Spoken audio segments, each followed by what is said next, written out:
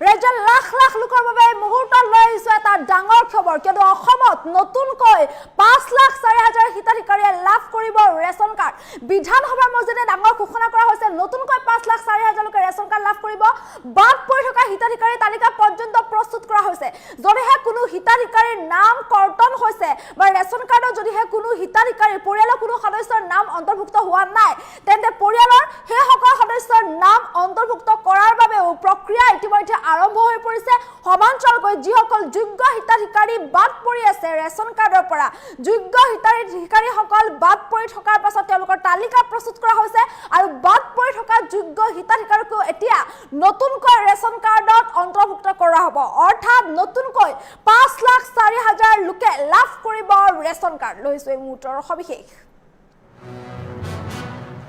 ৰাজ্যৰ লাখ লাখ লোকৰ বাবে আটাইতকৈ ডাঙৰ খবৰ ৰাজ্যৰ লাখ লাখ লোকৰ বাবে মুহূৰ্তত এটা ডাঙৰ খবৰ এটা ভাল খবৰ লৈছো অসমত নতুনকৈ 5,04,000 লোকে পাব ৰেচন কাৰ্ড নতুনকৈ 5,04,000 লোকে ৰেচন কাৰ্ড পাবলৈ সক্ষম হ'ব বাদ পৰি থকা হিতাধিকাৰীৰ তালিকা প্ৰস্তুত কৰা হৈছে প্ৰতিটো সমষ্টিত নতুনকৈ 4,000 হিতাধিকাৰী অন্তৰ্ভুক্ত হ'ব ৰেচন কাৰ্ডত প্ৰতিটো সমষ্টিতে নতুনকৈ 4,000 লাভ কৰিব ৰেচন কাৰ্ড বহু পৰিয়ালত 2-3 জন সদস্যৰ নাম বাদ পৰি আছে ৰেচন কাৰ্ডৰ পৰা পৰিয়ালৰ প্ৰতিগৰাকী সদস্যৰ নাম অন্তৰ্ভুক্তি প্ৰক্ৰিয়া ইতিমধ্যে আৰম্ভ কৰিছে চৰকাৰে 126টা সমষ্টিতে নতুনকৈ 4,000 হিতাধিকাৰীয়ে লাভ কৰিব ৰেচন কাৰ্ড ইয়াৰ পাছতে বাদ পৰি থকা লোকৰ নাম অন্তৰ্ভুক্তিৰ চিন্তাও কৰিছে ৰাজ্য চৰকাৰে কেন্দ্ৰীয় চৰকাৰৰ পৰা এই ক্ষেত্ৰত বিচৰা হৈছে অনুমতি যোৱা বছৰ নতুন 40 লাখ লোকে ৰেচন কাৰ্ড লাভ কৰিবলৈ সক্ষম হৈছিল আৰু ইয়াৰ পাছতে এই চলিত বছৰৰ আৰম্ভণিতে 19,55,000 নতুন হিতাধিকাৰী অন্তৰ্ভুক্ত কৰা হৈছিল আৰু এইবাৰ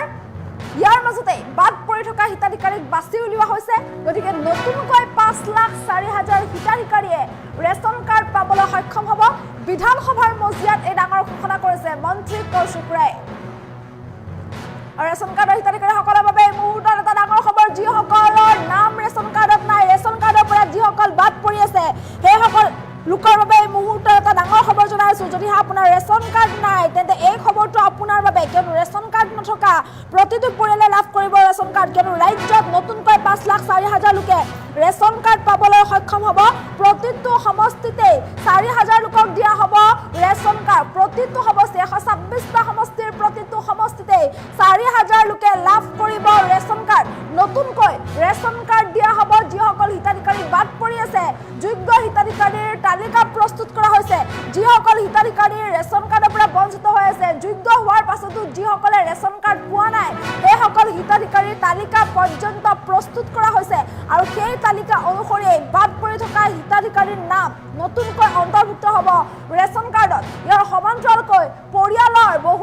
পৰিয়ালৰ 2-3 জনকৈ সদস্যৰ নাম ৰেচন কাৰ্ডত অন্তৰ্ভুক্ত হোৱা নাই গতিকে যি সদস্যৰ নাম ৰেচন কাৰ্ডত অন্তৰ্ভুক্ত হোৱা নাই বা ৰেচন কাৰ্ডৰ পৰা যিকেইজন সদস্যৰ নাম বাদ পৰি আছে সেই সদস্যৰ নাম অন্তৰ্ভুক্তিৰ বাবেও চৰকাৰে প্ৰক্ৰিয়া আৰম্ভ কৰিছে সমান্তৰালকৈ বাদ পৰি থকা যোগ্য হিতাধিকাৰীৰ নাম অন্তৰ্ভুক্ত কৰিবলৈও ব্যৱস্থা গ্ৰহণ কৰিছে ৰাজ্য চৰকাৰে আৰু এই ক্ষেত্ৰত কেন্দ্ৰীয় চৰকাৰৰ পৰা অনুমতি পৰ্যন্ত বিচৰা হৈছে সমান্তৰালকৈ যিসকল অযোগ্য হিতাধিকাৰী আছে যিসকল ভুৱা হিতাধিকাৰী আছে অযোগ্য বা ভুৱা হিতাধিকাৰীৰ নামো কৰ্তন কৰা হ'ব ৰেচন কাৰ্ডৰ পৰা মুঠৰ ওপৰত যিসকল যোগ্য হিতাধিকাৰী যিসকলে ৰেচন কাৰ্ড পাব লাগে সেইসকল যোগ্য হিতাধিকাৰীয়ে ৰেচন কাৰ্ড লাভ কৰিব আপোনাৰো যদি ৰেচন কাৰ্ড নাই বা ৰেচন কাৰ্ড আপুনি পোৱা নাই তেন্তে আপুনি ৰেচন কাৰ্ডৰ বাবে কৰিব পাৰিব আবেদন কিয়নো নতুনকৈ 5,04,000 লোকে ৰেচন কাৰ্ড লাভ কৰিবলৈ সক্ষম হ'ব নতুনকৈ 5,04,000 লোকক এই ৰেচন কাৰ্ড দিয়া হ'ব ৰেচন কাৰ্ডক লৈ ডাঙৰ ঘোষণা কৰিছে সদনৰ মজিয়াতে ডাঙৰ মন্তব্য কৰিছে মন্ত্ৰী কৌশিক ৰায়ে গতিকে প্ৰতিটো সমষ্টিতে 126টা সমষ্টিৰ প্ৰতিটো সমষ্টিতে 4,000 লোকে লাভ কৰিব ৰেচন কাৰ্ড। বাদ পৰি থকা হিতাধিকাৰী তালিকা পৰ্যন্ত প্ৰস্তুত কৰা হৈছে। কোনো লোক ৰেচনৰ পৰা বঞ্চিত নহ'ব, ৰেচন কাৰ্ডৰ পৰা বঞ্চিত কোনো লোক নহ'ব। কিন্তু ৰেচন কাৰ্ডৰ জৰিয়তে এতিয়া বহু সুবিধা লাভ কৰিছে হিতাধিকাৰীসকলে। ৰেচন কাৰ্ড থকা মানে এখন ৰেচন কাৰ্ডৰ জৰিয়তে আপুনি 5 লাখ টকা পৰ্যন্ত আয়ুষ্মান কাৰ্ডৰ চিকিৎসা লাভ কৰিব। ৰেচন কাৰ্ড থকা মানে আপুনি প্ৰতিমাহে অৰুণোদয় 1250 টকা লাভ কৰিব। ৰেচন কাৰ্ড থকা মানে আপুনি বিনামূলীয়া চাউল লাভ কৰিব, 5 কেজিকৈ প্ৰতিজন সদস্যই লাভ কৰিব চাউল। ৰেচন কাৰ্ড থকা মানে আপুনি 1 কেজিকৈ মচুৰ দাইল, 1 কেজিকৈ চেনি, 1 কেজিকৈ নিমখ, 117 টকাতে মচুৰ দাইল, চেনি, নিমখ লাভ কৰিব। আপোনাৰ যদি ৰেচন কাৰ্ড আছে, এতিয়াৰে পৰা আপুনি ৰেচন কাৰ্ড থাকিলে ৰাজ সাহায্যযুক্ত ৰন্ধন গেছ পৰ্যন্ত লাভ কৰিবলৈ সক্ষম হ'ব। গতিকে এই ৰেচন কাৰ্ডখনে আপোনাক যথেষ্ট পৰিমাণে সহায় কৰিব। আৰু এই ৰেচন কাৰ্ড যিসকলৰ নাই তেওঁলোকৰ বাবে ডাঙৰ খবৰ, কিয়নো ৰেচন কাৰ্ড নথকাসকলে নতুনকৈ ৰেচন কাৰ্ড লাভ কৰিব। যিহেতু ৰাজ্যত নতুনকৈ 5,04,000 লোকে ৰেচন কাৰ্ড লাভ কৰিবলৈ সক্ষম হ'ব। যিসকল হিতাধিকাৰী বাদ পৰি আছে তেওঁলোকৰ তালিকা প্ৰস্তুত কৰা হৈছে আৰু সেই অনুপাতে বাদ পৰি থকা যোগ্য হিতাধিকাৰীক ৰেচন কাৰ্ড প্ৰদান কৰা হ'ব। অমান্তৰালকৈ বহু পৰিয়ালত 2-3জন সদস্যৰ নাম ৰেচন কাৰ্ডৰ পৰা বাদ পৰি আছে বা নাম অন্তৰ্ভুক্ত হোৱা নাই, সেইসকলৰ নাম ৰেচন কাৰ্ডত অন্তৰ্ভুক্ত কৰিবলৈ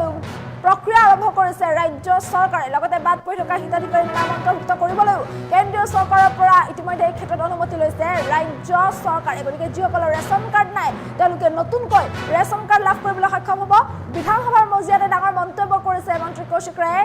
এই সন্দৰ্ভত মন্তব্য আছে, মন্তব্য শুনাবলৈ চেষ্টা কৰিছোঁ। যোৱা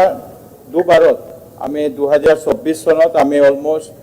নতুন বেনিফিচিয়াৰী এড কৰাৰ যি কাম, এই এড কৰাৰ কাম আমি একবাৰ ফাৰ্ষ্ট পেজত কৰিছিলোঁ। সেই সময়ত 40 লাখ নতুন বেনিফিচিয়াৰী আমি এড কৰিলোঁ। 2025 চনৰ জানুৱাৰী মাহতো আমি আৰু 19,55,000 নতুন হিতাধিকাৰী সংযুক্ত কৰাৰ কাম আমি কৰিছোঁ। এতিয়া আজিৰ দিনত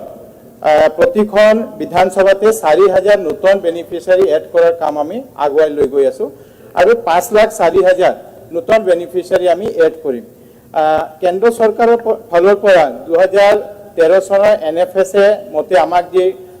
টাৰ্গেট দিয়া হৈছে, এই টাৰ্গেট মতে আমি প্ৰতি মাহে আমাৰ টাৰ্গেটটো হ'ল কেপিং যিটো হ'ল আমাৰ অসমৰ কাৰণে 2,91,79,775। তাৰ বিপৰীতে আমি প্ৰতি মাহে 2,45,16,145 জনক আমি যি NFSA যে ৰেচন, সেই ৰেচনটো আমি দি আছোঁ। এতিয়া আমি নতুন 5 লাখ আমি এড কৰি আছোঁ। 5,04,000 এড কৰাৰ পিছত আমাৰ যে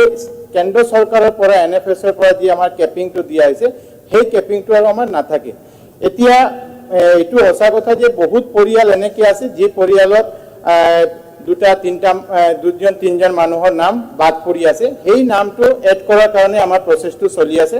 আৰু আমি এই 5 লাখ নতুন যি বেনিফিচিয়াৰী এড কৰিম। মই ভাবোঁ যে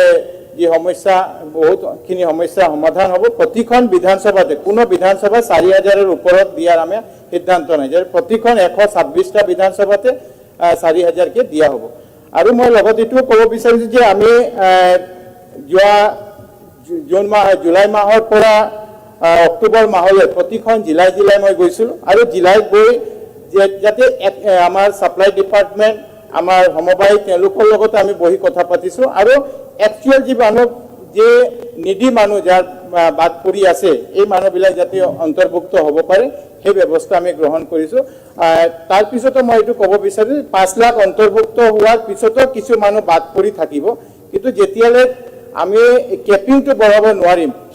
2,51,00,000 ওপৰত আমি যেতিয়ালৈ যাব নোৱাৰিম, তেতিয়ালৈ আমি সেইটো সক্ষম নহওঁ। কিন্তু আমি যোৱা মাহত যেতিয়া আমাৰ কেন্দ্ৰীয় মন্ত্ৰী ইয়ালৈ আহিছিলে, আমি তেওঁক অনুৰোধ কৰিছোঁ, কিন্তু আমাৰ চেঞ্চাছ নোহোৱালৈকে সেই কেপিংটো বঢ়োৱাটো অলপ অসুবিধা আছে, তেওঁ আমাক কৈছে। যোৱা দুবাৰত আমি 2024 চনত আমি অলমোষ্ট নতুন বেনিফিচিয়াৰী এড কৰাৰ যি কাম, এই এড কৰাৰ কাম আমি একবাৰ ফাৰ্ষ্ট পেজত কৰিছিলোঁ। সেই সময়ত 40 লাখ নতুন বেনিফিচিয়াৰী আমি এড কৰিলোঁ। 2025 চনৰ জানুৱাৰী মাহতো আমি আৰু 19,55,000 নতুন হিতাধিকাৰী সংযুক্ত কৰাৰ কাম আমি কৰিছোঁ। এতিয়া আজিৰ দিনত প্ৰতিখন বিধানসভাতে 4,000 নতুন বেনিফিচিয়াৰী এড কৰাৰ কাম আমি আগুৱাই লৈ গৈ আছোঁ আৰু 5,04,000 নতুন বেনিফিচিয়াৰী আমি এড কৰিম। কেন্দ্ৰ চৰকাৰৰ ফালৰ পৰা 13 চনৰ NFSA মতে আমাক যে টাৰ্গেট দিয়া হৈছে এই টাৰ্গেট মতে আমি প্ৰতি মাহে আমাৰ টাৰ্গেটটো হ'ল কেপিং যিটো হ'ল আমাৰ অসমৰ কাৰণে 2,91,79,775 তাৰ বিপৰীতে আমি প্ৰতি মাহে 2,45,16,145 জনক আমি যে NFSA যে ৰেচন সেই ৰেচনটো আমি দি আছোঁ এতিয়া আমি নতুন 5 লাখ আমি এড কৰি আছোঁ 5,04,000 এড কৰাৰ পিছত আমাৰ যে কেন্দ্ৰ চৰকাৰৰ পৰা NFSA পৰা যি আমাৰ কেপিংটো দিয়া হৈছে সেই কেপিংটো আৰু আমাৰ নাথাকে এতিয়া এইটো সঁচা কথা যে বহুত পৰিয়াল এনেকৈ আছে যি পৰিয়ালত দুজন তিনিজন মানুহৰ নাম বাদ পৰি আছে সেই নামটো এড কৰাৰ কাৰণে আমাৰ প্ৰচেছটো চলি আছে আৰু আমি এই 5 লাখ নতুন যি বেনিফিচিয়াৰী এড কৰিম মই ভাবোঁ যে যি সমস্যা বহুতখিনি সমস্যা সমাধান হ'ব প্ৰতিখন বিধানসভাতে কোনো বিধানসভা 4,000-ৰ ওপৰত দিয়াৰ আমি সিদ্ধান্ত নাই যে প্ৰতিখন 126টা বিধানসভাতে 4,000কে দিয়া হ'ব আৰু মই লগত এইটো ক'ব বিচাৰিছোঁ যে আমি জুলাই মাহৰ পৰা অক্টোবৰ মাহলৈ প্ৰতিখন জিলাই মই গৈছিলোঁ আৰু জিলাইত গৈ যাতে আমাৰ ছাপ্লাই ডিপাৰ্টমেণ্ট আমাৰ সমবায় তেওঁলোকৰ লগত আমি বহি কথা পাতিছোঁ আৰু একচুৱেল যি মানুহ যে নিডি মানুহ যাৰ বাদ পৰি আছে এই মানুহবিলাক যাতে অন্তৰ্ভুক্ত হ'ব পাৰে সেই ব্যৱস্থা আমি গ্ৰহণ কৰিছোঁ তাৰপিছতো মই এইটো ক'ব বিচাৰোঁ 5 লাখ অন্তৰ্ভুক্ত হোৱাৰ পিছতো কিছু